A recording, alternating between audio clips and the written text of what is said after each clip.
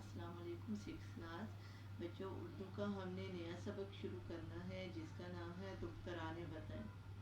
تو بچوں، سب سے پہلے اپنے ذہن میں یہ بات رکھیں کہ جب آپ کوئی بھی نیا سبق یا کوئی بھی کہانی شروع کرتے ہیں تو اس میں جو عنوان دیا گیا ہوتا ہے اس عنوان کا نام، اس نام کا مطلب آپ لوگوں کو سمجھ آ جانا چاہیے، ٹھیک ہے؟ جیسے ہی آپ اس کو پڑھیں تو آپ لوگوں کے ذہن میں یہ آ جائے کہ ان الفاظ کا کیا مطلب ہے۔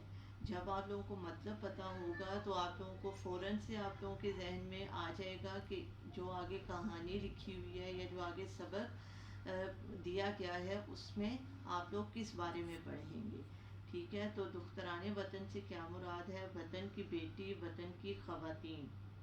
تو بچوں، اس سبق میں ہم اپنے ملک پاکستان کی خواتین، ان خواتین کے بارے میں ہم پڑھیں گے۔ آپ لوگ ان خواتین کے بارے میں جانیں گے جنہوں نے ملک کی ترقی میں نام روشن کیا، ملک کی ترقی میں اہم کردار ادا کیا، اور ملک میں ہی نام نہیں بلکہ پوری دنیا میں انہوں نے نام روشن کیا، ٹھیک ہے؟ تو موجودہ دور کی ترقی میں عورت کا کردار ایک اٹل حقیقت ہے اور کوئی شخص اس سے انکار نہیں کر سکتا کہ دنیا میں جو ممالک ترقی کر رہے ہیں ان سب میں مردوں کے ساتھ ساتھ خواتین بھی اسی طرح سے برابر شریک ہیں۔ اسی طرح سے اب پاکستان کی تاریخ میں بھی کہ جب تحریک آزادی تھی 1947 سے پہلے، جب پاکستان کو آزاد کرنے کے لیے کوششیں کی جا رہی تھیں، اس وقت بھی مردوں کے ساتھ ساتھ خواتین نے بھی بھرپور کردار ادا کیا۔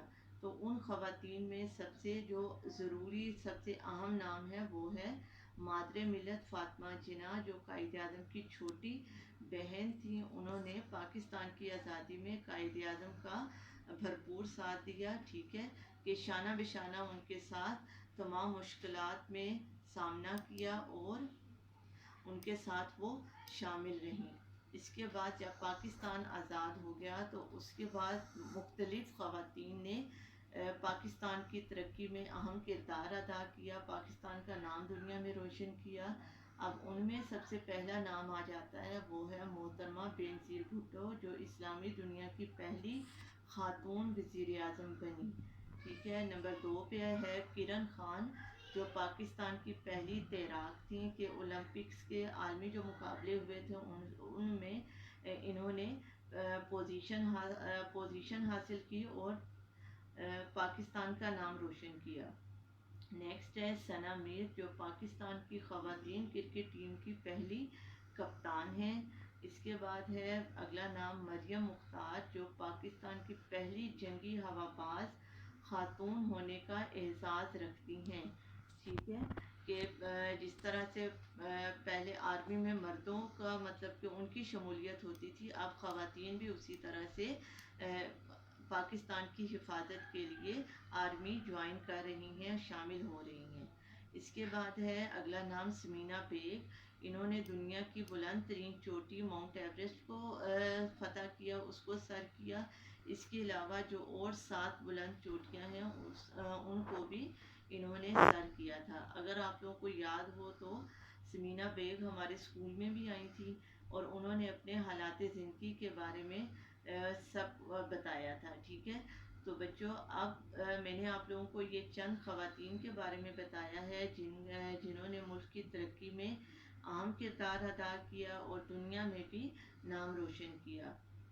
تو موجودہ دور میں یہ باصلاحیت خواتین پاکستان کی ترقی میں اہم کردار ادا کر رہی ہیں۔ امید یہی کی جا سکتی ہے کہ انہی خواتین کے نقش قدم پر چلتے ہوئے ہر پاکستانی بیٹی اپنے ملک کی ترقی میں اپنا حصہ ڈالے گی۔ تو بچوں، ہمیں اس بات کو اپنے ذہن میں رکھنا چاہیے کہ ملک ترقی کس وقت کرے گا؟ جب ہم تعلیم پر توجہ دیں گے، ٹھیک ہے؟ تو ہمیں سب سے پہلے تعلیم حاصل کرنی ہے، تعلیم پر توجہ دینی ہے تاکہ ہمارا ملک ترقی کرے، اور جب ملک ترقی کرے گا تو دنیا میں اس کا نام روشن ہوگا، ٹھیک ہے؟ تو مجھے امید ہے کہ آپ کو اس سبق کے تمام نکات سمجھ آگے ہوں گے۔ شکریہ۔